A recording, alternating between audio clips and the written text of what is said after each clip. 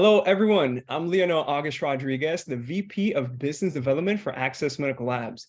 I'd like to thank everyone for joining us on another Access Live, where we bring you insight from leading medical experts. We do ask that all questions are submitted via the Q&A, as they will be answered at the end of our lecture.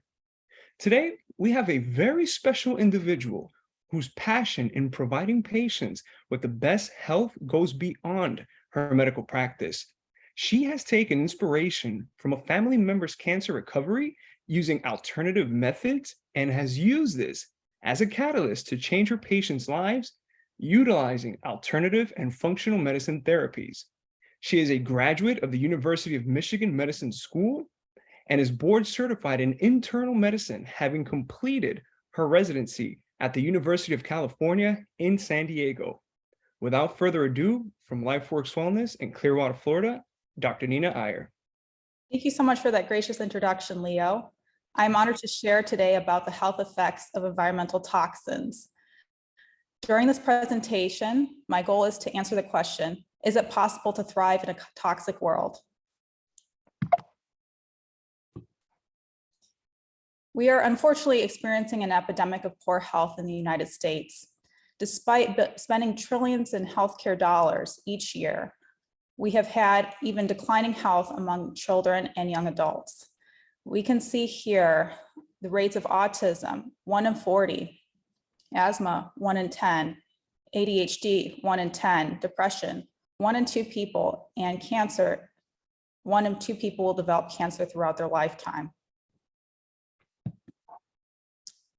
And during this time, there's been a drastic increase in the amount of environmental toxins in our environment.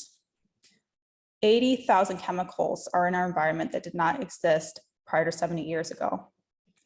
And we are exposed every day through our water, food, pharmaceuticals, and personal care products.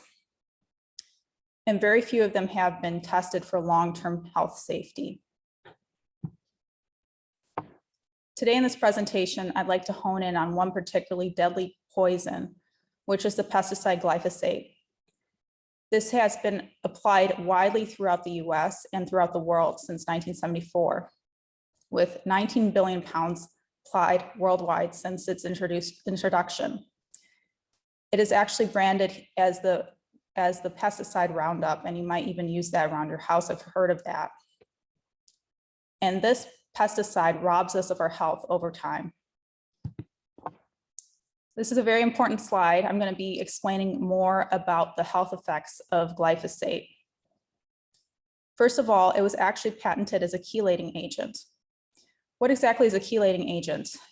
It binds metals with positive charges, 2+, 3+. And this is particularly bad because it strips our food supply of essential nutrients, minerals like iron, copper, cobalt. So the plants that we eat are nutritionally depleted when glyphosate is applied. Now, when you eat your nutritionally depleted food, you're also getting a dose of glyphosate along with it, unfortunately. And in the body, glyphosate facilitates transport of heavy metals like lead, mercury, tungsten, nickel. And what a chelating agent does is it actually hides positive charges on the metal. And it makes it more likely to be spread throughout the body because it's nonpolar. So essentially, heavy metals can be transported more easily across a blood-brain barrier, including aluminum. Glyphosate was introduced prior to much of the research that we have done on the importance of the health gut microbiome. And actually, there is a patent on glyphosate as an antibiotic. Now, when the gut microbiome is disrupted, the inner epithelial barrier of the gut is also compromised. So essentially, there is tight junction breakdown, leading to increased intestinal permeability, also known as leaky gut. So along with that comes a lot of environmental allergies, food sensitivities. The microbiome is also in communication with the brain. The largest nervous tissue conglomerate outside the central nervous system is actually in the gut. It's called the enteric nervous system, or the second brain. and is connected to the central nervous system through the vagus nerve. So a disrupted gut also results in what we call leaky brain. Beneficial bacteria in the gut are also very important for synthesis of amino acids, particularly aromatic amino acids, such as phenylalanine, tyrosine, and tryptophan. These are precursors for very important neurotransmitters in the brain, including serotonin and dopamine and GABA. And we have seen that there is a dose response curve with exposure to glyphosate and neurotransmitter depletion. No wonder we're seeing an explosion of mental health disorders in our country. Also, most chronic diseases also involve mitochondrial dysfunction, and glyphosate is a mitochondrial toxin in itself.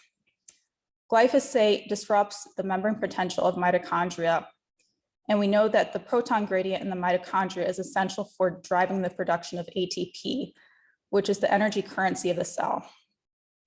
Glyphosate acts directly as an uncoupling agent so that the electron transport chain is disrupted as well. I'm going to talk a little bit more about mitochondrial toxicity. And few cells in the body are more susceptible to the effects of mitochondrial toxicity than spermatozoa. Sperm cells have a midpiece section that is almost entirely made of mitochondria. And the mitochondria produce energy to propel the sperm forward. And so it's essential for motility. 1 in 7 couples in the US are experiencing infertility at this very moment. And 30 to 50% of that is due to a male factor. This was a study where they studied the effects of glyphosate exposure in vitro with 66 sperm samples that were provided by healthy men. And it was seen that even within 1 hour, there was a statistically significant decline in the motility of sperm cells exposed to glyphosate, even at a low concentration of 1 milligram per liter, with a significant p-value of 0.05. Continuing our discussion on the health effects of glyphosate, this is particularly important. And glyphosate is actually structurally analogous to the amino acid glycine. Glycine is the smallest amino acid. And it's very important because it's the smallest amino acid as part of the secondary and tertiary structure of proteins. Now, structure affects function, and glycine is an important part of many active sites on proteins, transport channels, and receptors. And if that structure is disrupted, we have misfolded proteins. Misfolded proteins may be recognized by the body as foreign. So we are also seeing an epidemic of autoimmune disease and environmental allergies and food sensitivities. And this all correlates together. There's a particularly affected group of proteins called protein kinases. This is an enzyme system that is involved in phosphorylation of important signaling molecules. So that's a transfer of a phosphoryl group. And for example, ATP synthase is a protein kinase. It transfers a phosphoryl group. And as you can see, when you compare the structure of glycine and glyphosate, there is a very, very bulky side chain with a polar side chain that might repel phosphoryl groups from the active site of protein kinases. So this results in impaired energy production, reduced efficiency of enzyme function, and also epigenetic changes. Also, glycine is incorporated in every 3 residues in the structure of collagen.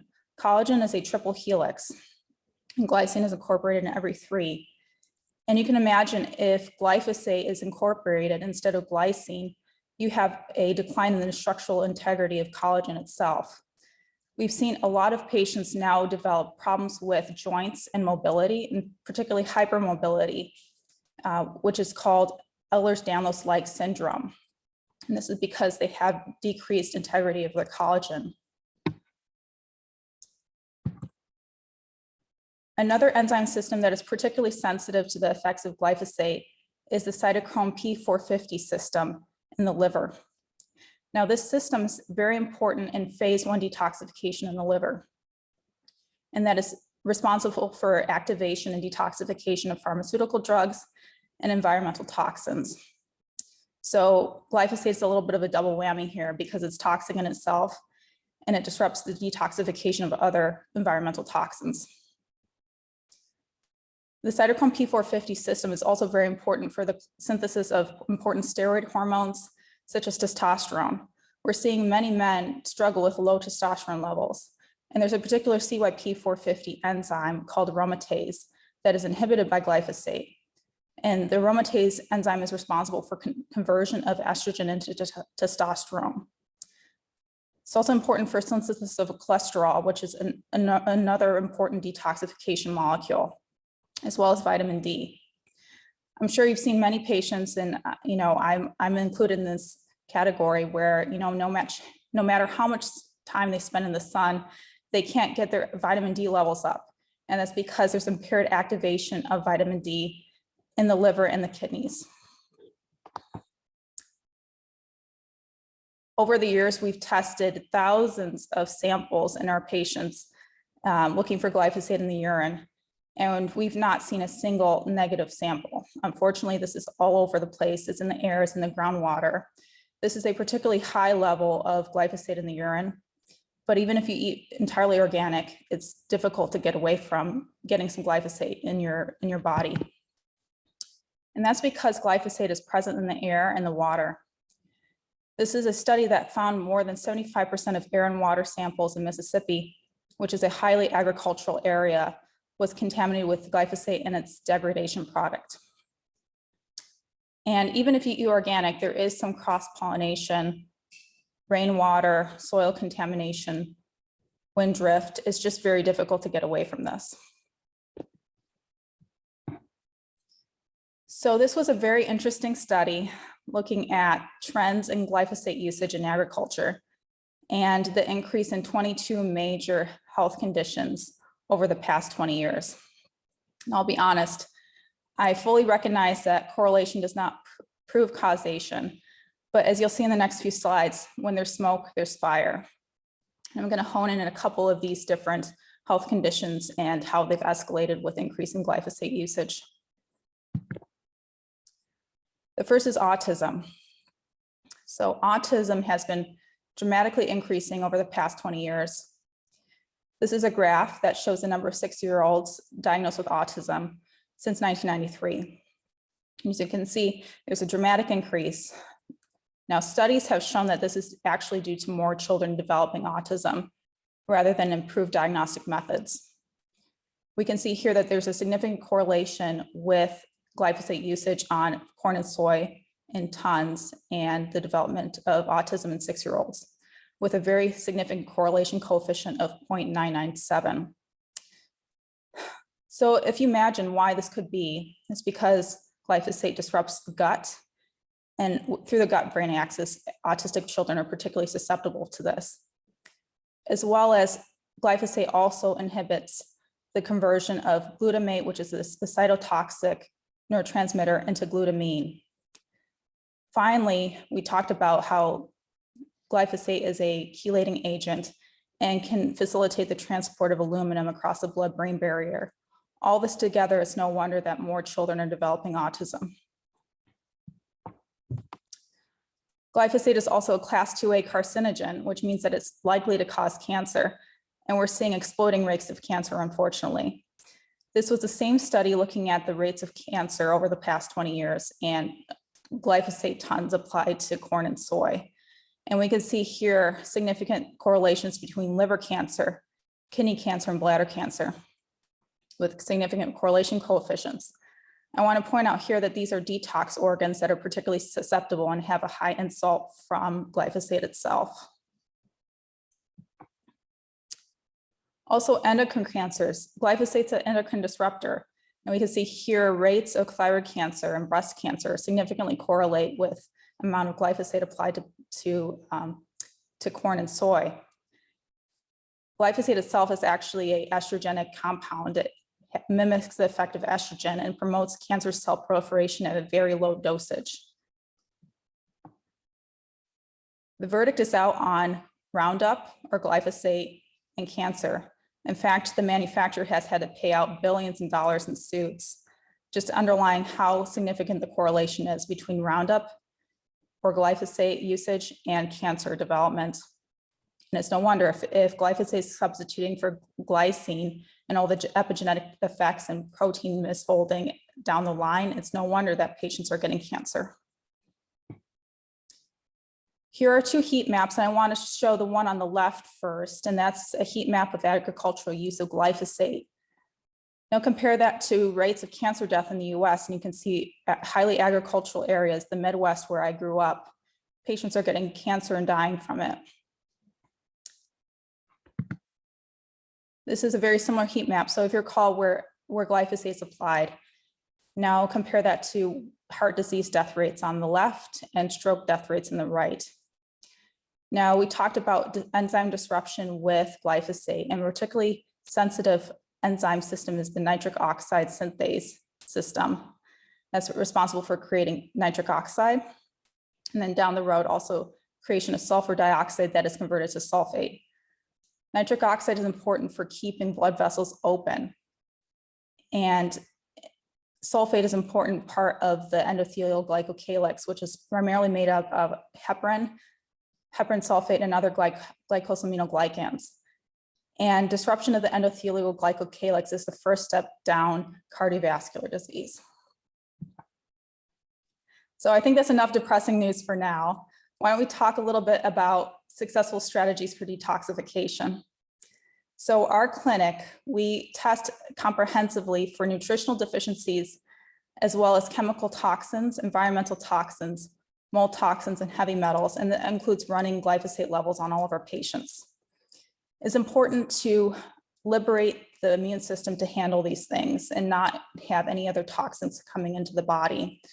In order to do that, we have to ensure adequate elimination. So that means healing and sealing the gut lining, addressing leaky gut, making sure our patients are having daily bowel movements, addressing any dental infections, including root canals. That is a huge burden on the immune system. It's also important to eliminate intake of these toxic chemicals. So eating organic, highly nutritious paleo diet that is free of glyphosate as much as we can. Also filtering the water. Well water is particularly egregious in terms of environmental toxins and glyphosate contamination. So reverse osmosis water as much as possible. The skin is the largest organ in the body, and it's very, very powerful for detoxification. So it's important to let our patients know to sweat every day, whether that's through exercise or using a sauna to detoxify. Also, it's important to look at what products are you using in your house. So your cookware, your personal care items, your cosmetics, your hair care, all these can accumulate, and the effects of different toxins is synergistic when you have an overloaded liver and gut. And then this is where we come in as functional medicine practitioners by appropriately prescribing specific personalized supplement and therapy regimens to help promote detoxification. So in addition to glyphosate levels, we also test for various environmental chemicals. And this is actually an unchallenged urine specimen from one of our patients. And we can see here, there's several different toxins. It's all in our environment. The first one here, MTBE, is a fuel additive in gasoline. We also see xylene and styrene, which is a styrofoam breakdown product, perchlorate, which is from rocket fuel.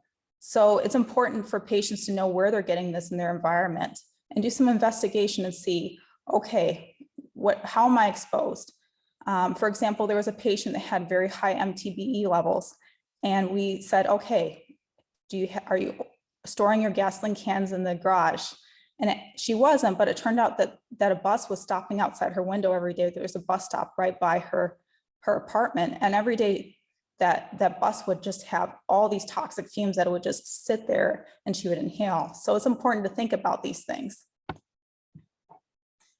Some clues for toxicity that would prompt us to do additional testing include poor concentration, chronic headaches, mood disorders, multiple chemical sensitivities, environmental allergies, hormonal imbalance or infertility, cancer and rashes. And then also on our standard lab panel, low blood counts, elevated liver function tests, and an impaired renal function.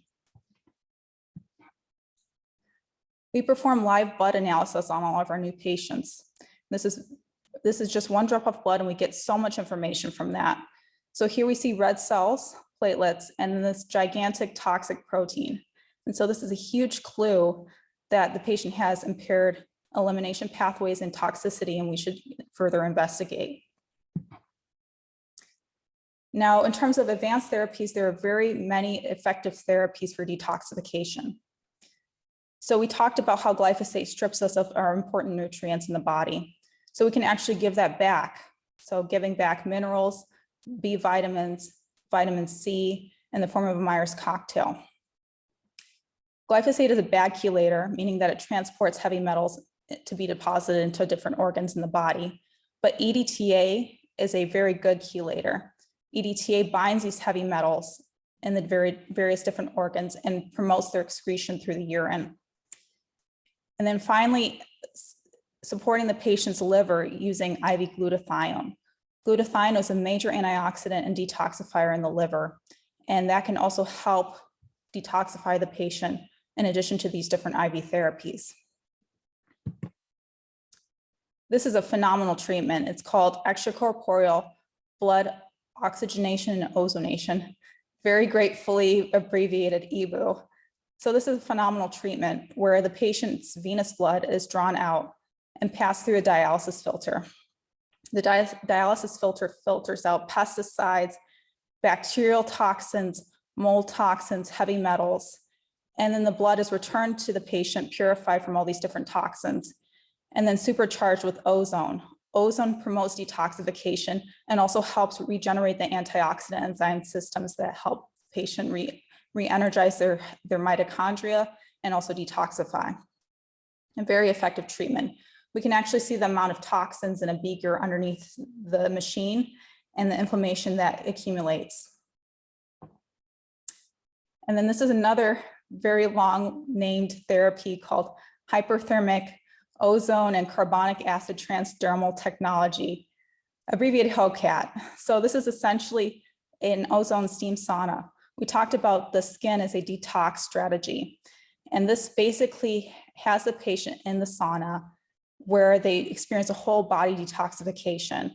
There's an infusion of carbon dioxide, which complexes with water to be carbonic acid. Carbonic acid stimulates blood flow to the skin, and the steam and the heat helps the patient sweat. We see at the bottom of the HOCAT sauna for our particularly toxic patients, a black film or black fluid that patients will actually sweat out. And then the patient gets ozone, which is supercharged oxygen that binds toxins and heavy metals, and again, promotes detoxification through the skin. And then appropriately prescribed supplements. So we were talking about how all of us need a detox strategy because our environmental toxins are coming from all over the place. So this is a very simple strategy using metal-free and chemical cleanse, which is a tincture by Body Health that includes a supercharged carbon-60 molecule called fullerene that binds toxins and promotes their excretion, as well as different herbal detoxifiers. We recently did a little clinical study with 10 healthy volunteers who took 2 dropperfuls of metal-free and chemical cleanse twice a day. And we performed glyphosate, environmental toxin, and heavy metal tests before and after 3 days of taking the supplement. And we saw not only increased excretion of glyphosate, but very, very high increased excretion of various different environmental toxins. I mean, we're seeing here 1,759% increase in DEP excretion. So very, very impressive and easy to do. Anyone can do this, and it's safe as long as you're not breastfeeding. And that's the conclusion of my presentation. Thank you so much for your attention, and I'm excited to entertain your questions. Dr. Iyer, what an amazing and educational presentation. I mean, I truly feel like in order for us to survive in this toxic world, it seems like we have to live in this little bubble, right? But I do know that that is not the case, right? So that leads me into my first question. So aside from IV therapies, EBOO therapies, and HOCAT therapies, are there any natural at-home remedies that you suggest to an individual to essentially kickstart their detox journey? Thank you for that question, Leo. And yes, definitely. So we talked about exercise as a strategy for detoxification, sweating every day. There's also particularly effective therapy called exercise with oxygen therapy, where basically the patient exercises with a mask, and then at certain points, they're actually, the amount of oxygen that's delivered to the patient is decreased for some time, and then increased substantially. That's exercise with oxygen therapy. And when that increased oxygen is delivered to the patient, there's a massive dump of red blood cells from the spleen, and that's a very effective detoxification method. In addition, I recommend ion cleanse foot baths. So this is basically a foot bath where there's a microcurrent that is transmitted through the foot bath, and you can actually see like dark fluid coming out of your feet. So for someone that can't do EBOO or some of these other treatments, that could be an effective home therapy. And then we also talked about eating to promote detoxification. So if the liver doesn't have anything to attach these toxins to, it's going to build up and actually make you more toxic. So having a high protein diet is very important to support detoxification. And then also that metal-free and chemical cleanse is a very, very easy strategy to promote detoxification from home. Excellent. And thank you for that very knowledgeable insight. Since we're on food, any alternative to corn, which essentially seems to be in virtually the majority of foods nowadays, and from your presentation and my understanding, is heavily infused with glyphosate? Great question. So unfortunately, corn at this point, I've kind of abandoned. A lot of corn these days is genetically modified and heavily sprayed with glyphosate. So I personally don't even trust organic corn anymore. I advocate for a paleo diet, which is free of grains, and that actually helps support a healthy gut microbiome and reduce inflammation in the body. So I would say, sorry, you have to say goodbye to corn, but there's a lot of other great things to eat, including sweet potatoes and really healthy meat. Excellent. Thank you for sharing that. I'm going to have to definitely stay away from the corn now. Yeah.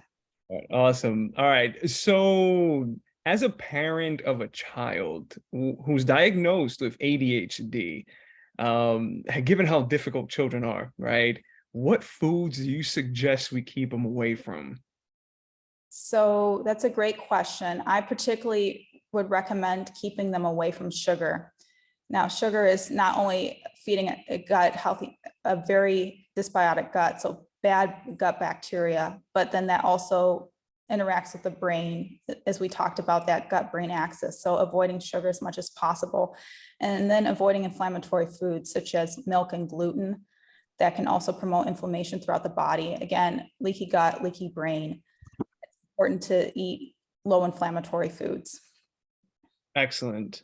Now going back to the 3-day detox challenge, right, that you did at LifeWorks Wellness, where can our audience get the metal-free and chemical cleanse? Thank you. So you can get it from Body Health, bodyhealth.com, and look up metal-free and chemical cleanse. It actually doesn't taste bad either, so that's good. I just would give a caution if you're breastfeeding. You don't want to detoxify actively during that time because it could be put into breast milk.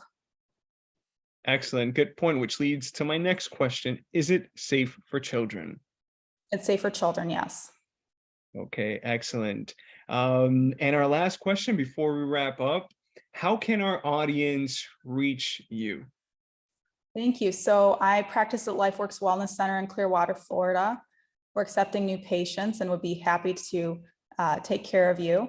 So I would reach out to Petal at lifeworkswellnesscenter.com. That's PETAL at lifeworkswellnesscenter.com. Dr. Iyer, it has been a pleasure. Once again, amazing presentation. We thank you once again. Thank you so much for this opportunity. It was an honor. It's a pleasure. The honors are all ours. And to our audience, thank you for tuning in, and we'll see you next time. Bye-bye.